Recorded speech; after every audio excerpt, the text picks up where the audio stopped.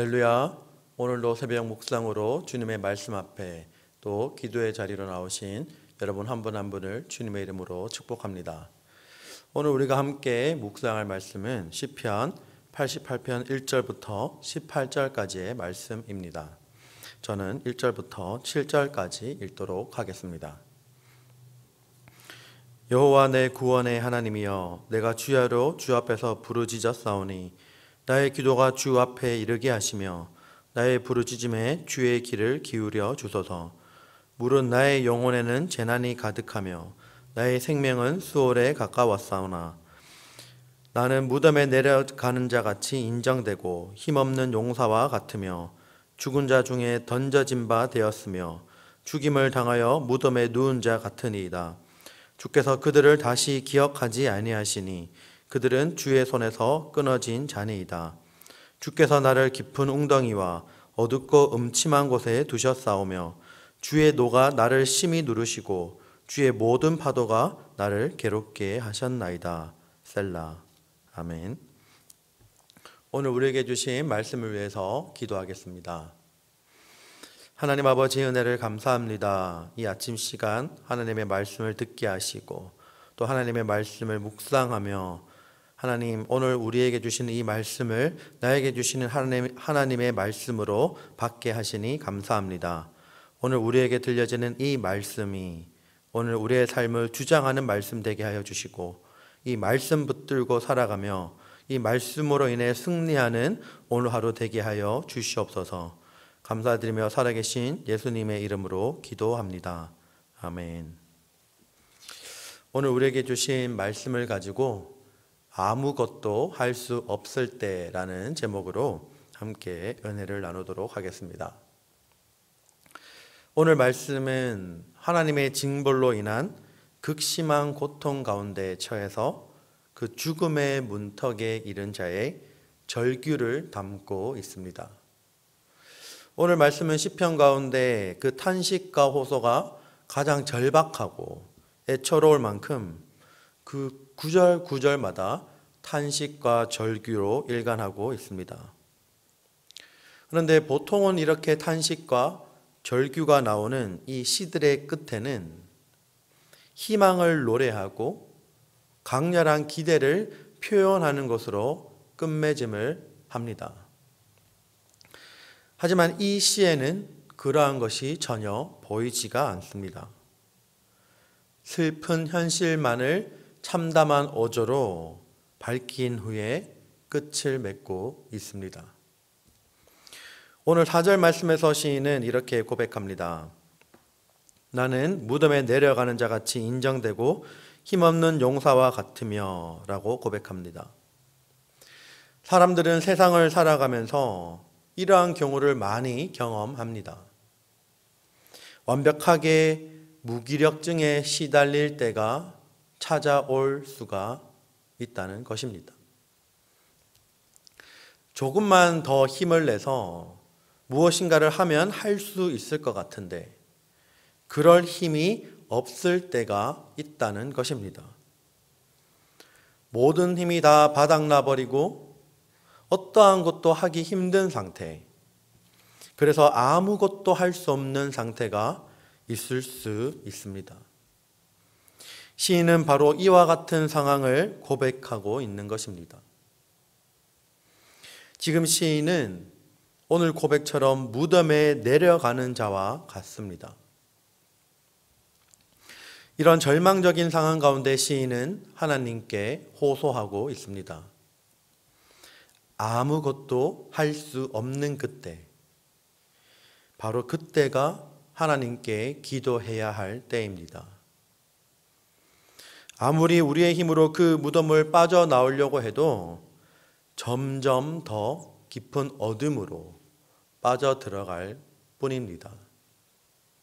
그곳을 빠져나오게 하실 분은 오직 하나님 한 분밖에 없습니다.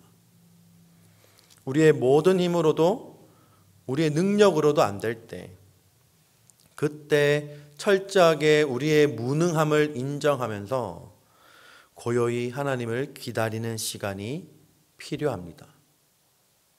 그리고 그 하나님께 구원이 달려 있음을 인정하고 기도해야 합니다. 우리가 가진 힘을 완전히 다 빠질 때까지, 우리가 가지고 있는 그 모든 힘이 완전히 다 소진될 때까지 하나님은 기다리시고 또 기다리십니다. 이제는 더 이상 인간의 힘으로 불가능하다고 여겨질 때, 두 손 두 발 다 들고 포기를 선언하고 오직 하나님만 바라보고 의지할 때, 그 순간 하나님은 우리의 기도를 들으시고 우리의 기도에 응답하실 것입니다. 모든 것이 하나님께 달려있음을 인정하고 하나님만 의지할 뿐임을 바라보고 그리고 하나님 앞에 나아갈 때 하나님이 역사하시기 가장 좋은 때라는 것을 잊지 마시길 바랍니다. 때로는 어둠이 우리를 엄습하고 그곳에 갇혀 있다고 해서 우리는 불행한 사람이 아닙니다.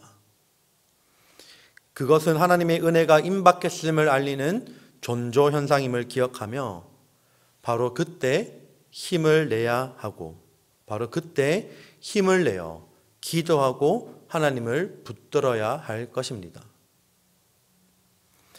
오늘 시인은 하나님의 진노로 인하여 고난을 당하였고 지금은 마치 무덤 가운데 누운 자처럼 전혀 소망이 없어 보입니다. 그러나 그의 시를 보면 하나님을 향한 호소는 있어도 원망은 보이지 않습니다. 엄청난 고통이 그를 엄습해오고 그것은 전혀 물러갈 기미가 보이지 않더라도 시인은 구원의 하나님께 나아가 부르짖었습니다.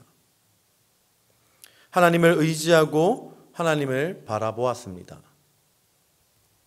오늘 말씀을 통해 어두움 가운데 구원의 하나님께 부르짖었던 시인의 이 고백처럼 우리도 우리의 힘과 능력을 의지하려고 하는 이 모든 것을 내려놓고 오직 하나님만 바라보고 하나님만 의지할 수 있는 오늘 하루가 되기를 주님의 이름으로 축복합니다.